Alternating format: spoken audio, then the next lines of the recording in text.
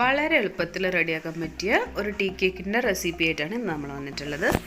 അപ്പോൾ നമ്മൾ tea cakes ഒക്കെ റെഡിയാക്കാനായിട്ട് നമ്മൾ സാധാരണ ബട്ടർ യൂസ് ചെയ്തിട്ടാണ് ടീ കേക്ക്സ് ഒക്കെ റെഡിയാക്കുന്നത്. നമ്മളിതിൽ ബട്ടർ അവോയ്ഡ് ചെയ്തിട്ട് നമ്മളിതിൽ ഓയിലാണ് യൂസ് ചെയ്യുന്നത്.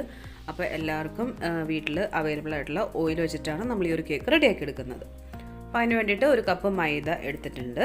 അതിലേക്ക് ഒരു teaspoon baking powder, 1/4 teaspoon baking soda, പിന്നെ ഒരു പിഞ്ച് ഉപ്പിട്ടതിന് ശേഷം ജസ്റ്റ് ഒന്ന് മിക്സ് ചെയ്തെടുക്കാം. അപ്പോൾ ആദ്യം വിസ്ക് വെച്ചിട്ടൊന്ന് അരിച്ചെടുക്കുക. അതിന് ശേഷം നമ്മൾ ബൗളിൽ ജസ്റ്റ് വിസ്ക് വെച്ചിട്ട് ഇതുപോലെ ഒന്ന് മിക്സ് ചെയ്തെടുക്കാം. ഓക്കെ, ഇനി നമുക്ക് വെറ്റായിട്ടുള്ള ഇൻഗ്രീഡിയൻസ് ഒന്ന് മിക്സ് ചെയ്തെടുക്കാം. അതിലേക്ക് നമ്മളതിന് വേണ്ടിയിട്ട് 4 മുട്ട പൊട്ടിച്ചിട്ടിട്ടുണ്ട്. അതിലേക്ക് ഒരു ടീസ്പൂൺ വാനില എസൻസ് ഇട്ട് കൊടുത്തതിന് ശേഷം ജസ്റ്റ് ഇതുപോലെ ഒന്ന് ബീറ്റ് ചെയ്തെടുക്കാം. അപ്പോൾ മുട്ട പൊടിച്ചിടുമ്പോൾ തന്നെ നമ്മൾ വാനില എസൻസ് ഒഴിക്കുന്നത് എഗ്ഗിൻ്റെ സ്മെല്ല് തീർത്തും ഒഴിവാക്കാൻ വേണ്ടിയിട്ടാണ്. പിന്നെ നമ്മളിതിലേക്ക് 1/4 കപ്പ് പൊടിക്കാത്ത പഞ്ചസാരയാണ് നമ്മളിതിലേക്ക് ആഡ് ചെയ്തിട്ടുള്ളത്. നമ്മൾ പൊടിച്ച പഞ്ചസാരയാണ് യൂസ് ചെയ്യുന്നതെന്നുണ്ടെങ്കിൽ 1 കപ്പ് പൊടിച്ച പഞ്ചസാര ആഡ് ചെയ്ത് കൊടുക്കുക. നമ്മൾ പഞ്ചസാര പൊടിച്ചില്ല എന്നോർത്ത് നമുക്ക് കുഴപ്പമൊന്നുമില്ല. നമ്മളിതുപോലെ നന്നായിട്ട് ബീറ്റ് ചെയ്തെടുത്താൽ മതിയാവും. അപ്പോൾ നമ്മുടെ ബാറ്റർ നന്നായിട്ട് ഫ്ലഫി ആയിട്ട് വരുന്നിടം വരെ നന്നായിട്ട് ബീറ്റ് ചെയ്തെടുക്കുക. ഈ ഒരു സ്റ്റേജിൽ എത്തുന്നിടം വരെ നന്നായിട്ട് ബീറ്റ് ചെയ്തെടുക്കാനായിട്ട് ശ്രദ്ധിക്കുക. ഹൈ സ്പീഡിലിട്ട് നന്നായിട്ട് ബീറ്റ് ചെയ്തെടുക്കുക. ഈ ഒരു കേക്കിൽ നമ്മളിതിലേക്ക് 1/2 കപ്പ് സൺഫ്ലവർ ഓയിലാണ് ആഡ് ചെയ്ത് കൊടുക്കുന്നത്. അപ്പോൾ നമ്മൾ 1/2 കപ്പ് ഓയിൽ ഇതുപോലെ ഒഴിച്ചതിന് ശേഷം ഓയിലൊന്ന് മിക്സ് ആവുന്നിടം വരെ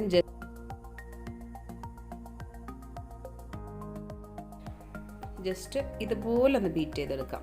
ഓയിൽ മിക്സ് ആവുകയും വേണം, അത് ഓവർ ബീറ്റ് ആവാനും പാടില്ല. ആ ഒരു രീതിയിൽ നമുക്ക് മിക്സാക്കി എടുക്കാം.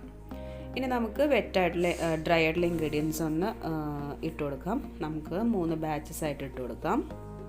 നമ്മൾ ഫസ്റ്റ് ബാച്ച് ഇട്ട് കൊടുത്തിട്ടുണ്ട്. അതിലേക്ക് നമ്മൾ 1 ടേബിൾ സ്പൂൺ ചെറിയ ചൂടുള്ള പാലൊഴിച്ച് കൊടുക്കുക. അതിന് ശേഷം ഇതുപോലെ ഒന്ന് മിക്സാക്കി എടുക്കാം. കട്ട് ആൻഡ് ഫോൾഡ് മെത്തേഡിൽ ജസ്റ്റ് ഇതുപോലെ മിക്സാക്കി എടുക്കാം. പിന്നെ നമ്മൾ സെക്കൻഡ് ബാച്ച് ഇട്ട് കൊടുത്തു. വീണ്ടും നമ്മൾ മിൽക്ക് ഒഴിച്ച് കൊടുത്തിട്ടുണ്ട്. വീണ്ടും നമ്മളിതുപോലെ തന്നെ ഒന്ന് മിക്സാക്കി എടുക്കാം. അപ്പോൾ നമ്മൾ കംപ്ലീറ്റ് ഫ്ലോർ ഇട്ട് കൊടുത്തിട്ടുണ്ട്. നമ്മൾ മിൽക്ക് ഒഴിച്ച് നന്നായിട്ട് ഇതുപോലെ ഒന്ന് മിക്സാക്കി എടുക്കാം.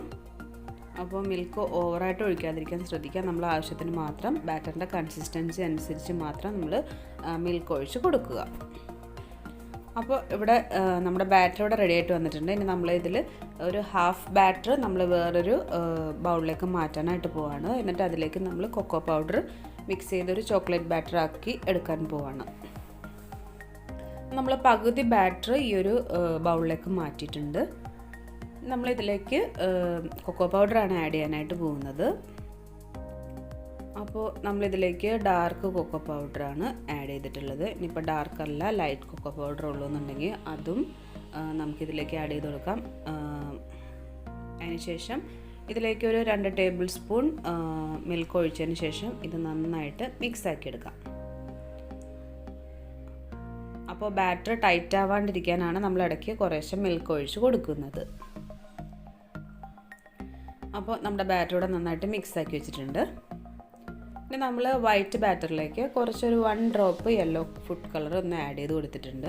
എന്നിട്ട് ഇതുപോലെ ജസ്റ്റ് ഒന്ന് മിക്സാക്കി വയ്ക്കാം. ജസ്റ്റ് ഒരു പെയിൽ യെല്ലോ കളർ കിട്ടാൻ വേണ്ടിയിട്ടാണ് നമ്മൾ ജസ്റ്റ് ഒരു ക്രീം കളർ ആ ഒരു കേക്കിന് കിട്ടാൻ വേണ്ടിയിട്ടാണ് നമ്മൾ അങ്ങനെ ഒരു 1 ഡ്രോപ്പ് യെല്ലോ കളർ ആഡ് ചെയ്ത് കൊടുത്തിട്ടുള്ളത്.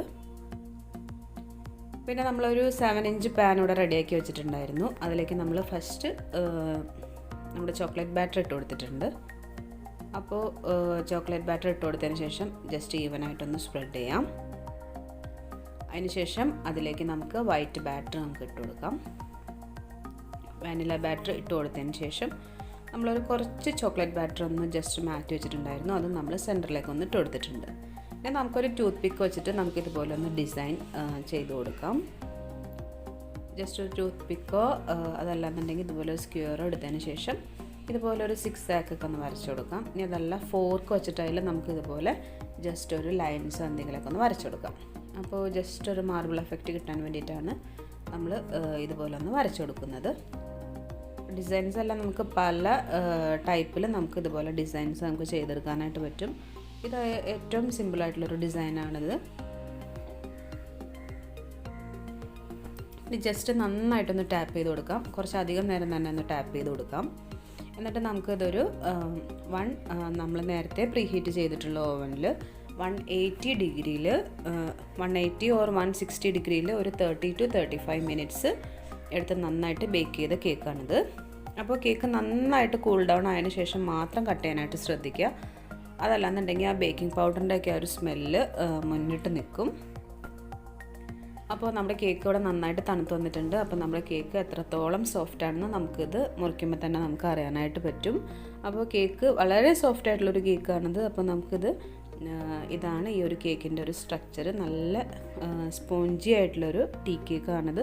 അപ്പോൾ എല്ലാവരും തീർച്ചയായിട്ടും വീട്ടിൽ ട്രൈ ചെയ്യാൻ പറ്റിയ നല്ലൊരു കേക്കാണിത്.